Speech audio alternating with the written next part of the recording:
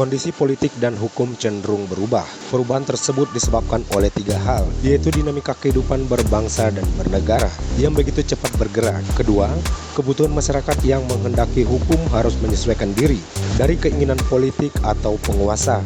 Ketiga, rezim yang berkuasa yang ingin mempertahankan kekuasaannya. Anggota TPN Ganjar Mahfud yang juga advokat kondang, Profesor Dr. Todung Mulya Lubis menilai pesta demokrasi kali ini di bawah bayang-bayang kecemasan. Hal tersebut diakuinya dengan banyaknya laporan-laporan yang meminta untuk memilih salah satu paslon. Todung menyampaikan hal tersebut dalam seminar kebangsaan yang digelar oleh Ganjar Law and Development Center bertema tantangan politik dan hukum di pemilu 2024 di kawasan Kemayoran, Jakarta Pusat. Todung melihat apa yang dilakukan Presiden Jokowi akhir-akhir ini itu menunjukkan keberpihakan pada paslon Prabowo Gibran. Selain itu, dari banyaknya laporan-laporan yang diterima, banyak juga hal-hal yang bisa dipertanyakan terkait netralitas pemerintah. Dalam hal ini pesta demokrasi, kata Todung seharusnya pemerintah mengedepankan etika kekuasaan. Membangun itu dan menjaga itu. Nah, komitmen saya adalah kita semua ini punya kewajiban moral, kewajiban ketatanegaraan untuk menjaga pemilu kita itu berlangsung dengan jujur dan adil. Ya, nah itu tidak hanya bisa dilakukan oleh KPU semata-mata, oleh Bawaslu semata-mata, oleh pihak pemerintah semata-mata. Kita sebagai bagian dari masyarakat itu punya kewajiban yang sama.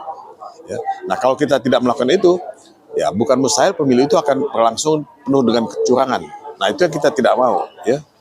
Nah, jadi saya mengapresiasi teman-teman dari Ganjar Law Development Center melakukan seminar ini, tapi kan itu tidak cukup.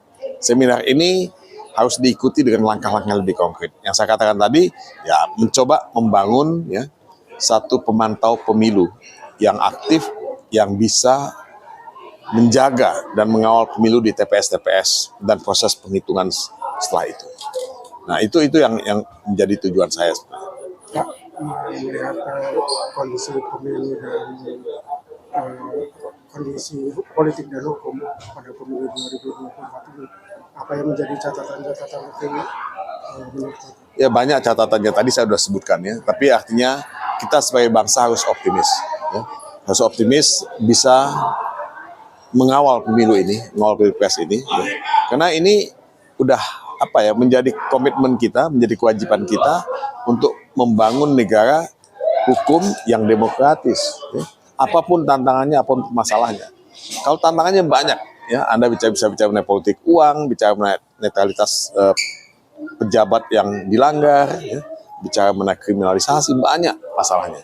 Tapi kan kembali kepada kita gitu. Mau nggak kita bersama-sama menjaga pemilu dan pilpres ini supaya minim pelanggaran, ya, supaya minim manipulasi, supaya ya lebih jujur dan adil, itu aja. Ya, yuk, makasih ya, saya jalan ya. Sebentar, satu lagi. Kalau menurut Prof yang sudah berjalan saat ini itu belum jujur dan adil, apa tidak jujur dan adil? Yang saya mau katakan banyak pelanggaran yang terjadi, ya, banyak pelanggaran yang terjadi. Kita melihat indikasi ketidaknetralan, indikasi ya money politics ya, indikasi kriminalisasi ya yang dilakukan. Itu yang saya bisa katakan ya. Jadi ini masih dalam proses. Okay.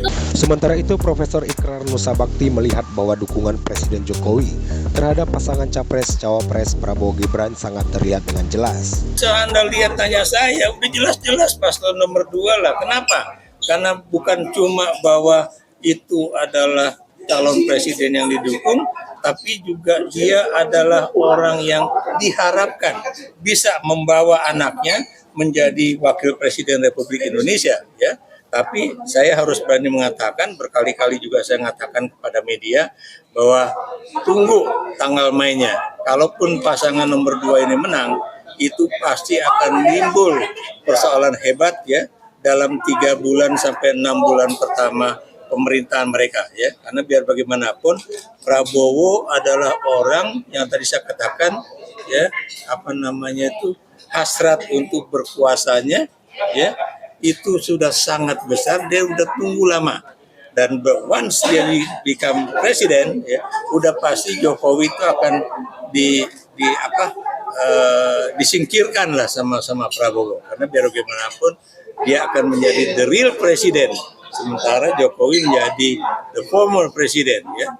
Dan kemudian tidak mungkin yang namanya Prabowo Subianto akan mengajukan Gibran sebagai calon pemimpin masa depan atau calon presiden pada 2029 mendatang. Kenapa demikian? Karena ini juga dia akan mendapatkan desakan dari Partai Gerindra atau juga dari Partai Golkar yang mengatakan bahwa Gibran itu adalah anak kos. Dia bukan kader yang benar-benar luar biasa, baik itu dari Partai Golkar ataupun Partai Gerindra. Ketika peta kekuasaan itu berubah, tentunya berubah pula sikap orang, ya, sikap pimpinan-pimpinan partai terhadap Jokowi.